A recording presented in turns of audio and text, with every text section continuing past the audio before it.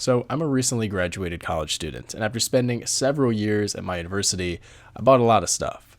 Some worth it, and some not really. So, in today's video, I'm going over what I regret buying for college and what was actually worth the expense. So, let's go over the regrets first, and then get into the things that were more worth it. Firstly, my biggest regret was buying things before I actually needed them. One thing I did early on, even before college started, was try to optimize everything. I bought a keyboard, mouse pad, basically a full desk setup. And the truth is, I didn't need any of it. I wasn't solving a problem.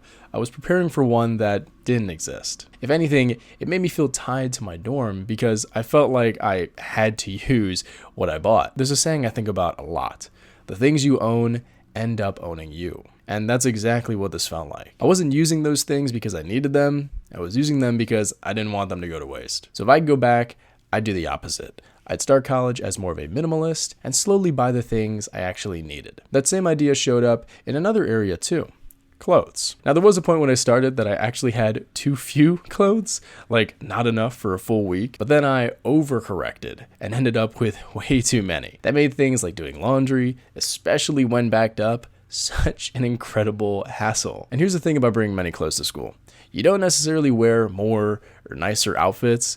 You just delay doing laundry. Like I said with the last regret, you want to keep things minimal because college is about movement. You're always moving around. And the last thing you want to do is to be tied down to a specific place. Say you have a spontaneous trip to go on with your club. You want to be able to just take your things and just go, not be hung up on what to bring too much. And the biggest place this mindset affected me was where I live. One thing that I experienced at my university was the pull to live in one of the more expensive dorms or apartments right after my freshman year. My friends and I at the time thought to ourselves, well, now that we've experienced living in this terrible place, why don't we go somewhere luxurious? Which is a reasonable thought to have, honestly, if you've lived in a dorm that was horrendous. But luxury dorms and apartments come with luxury prices, especially in college. You're going to pay a pretty penny for most of the nice places. And although they can be really nice, they also can be an extreme expense for many of you. Me too. And if you're like me, I rarely spend time actually in my dorm. I used it just to sleep and wind down for the night. Essentially, I paid for comfort that I didn't have time to enjoy. Otherwise, I was studying with friends, at the library, my dorm common area, the gym, class, pretty much anywhere but my room. So because of that and my experience living in some luxury in college, I really don't think that the best experiences are in those places. They're nice, but not necessary. And if you're running a tight budget, you won't be missing out on too much going for something a bit more economical. And those are the biggest regrets I can think of at this point. And honestly, they all come back to the same or similar idea. I got too much too early. So let's now talk about what was actually worth it. Number one, gifts. This might sound a little unexpected, but one of the best things I ever spent money on in college was gifts. They don't need to be expensive. Heck, you don't even need to spend much on them at all. In college, you'll meet a lot of people, and you'll likely develop some incredible relationships. For me, giving gifts was just a way to show appreciation for those people. Sometimes it was something small, sometimes just something thoughtful, but it always meant something. It wasn't even really about the gift. It was about the moment. And honestly, man, I still remember all the gifts I received from my friends. That's how much of an impact they had on me. It just reminded me that some of the best things about college weren't the things that I bought for myself, but things that connected me to other people.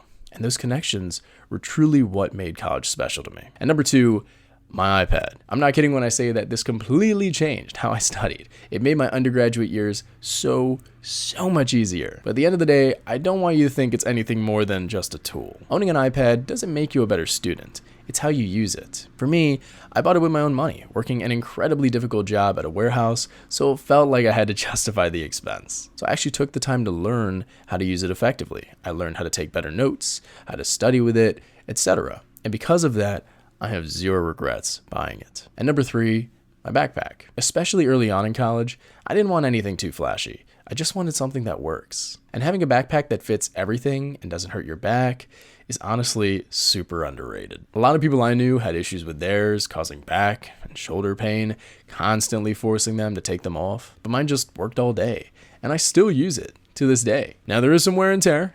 It isn't as pretty as it used to be, but that's because it's been through a lot. Though, it's still fairly reliable.